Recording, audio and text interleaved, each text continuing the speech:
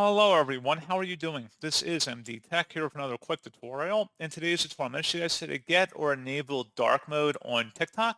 So this will apply for the TikTok app on iOS, Android devices, basically anything running the TikTok application. So this should hopefully be a pretty straightforward process. And without further ado, let's go ahead and jump right into it. So all you have to do is open up TikTok and select the profile icon in the bottom right, and then select the hamburger icon in the top right corner. Select Settings and Privacy. Underneath Content and Display, go down and select Display. And then where it says Dark, go ahead and select the Dark Mode option. And that's all you have to do. So pretty straightforward process on that, guys. As always, thank you guys for watching. I do hope I was able to help you out, and I do look forward to catching you all in the next tutorial. Goodbye.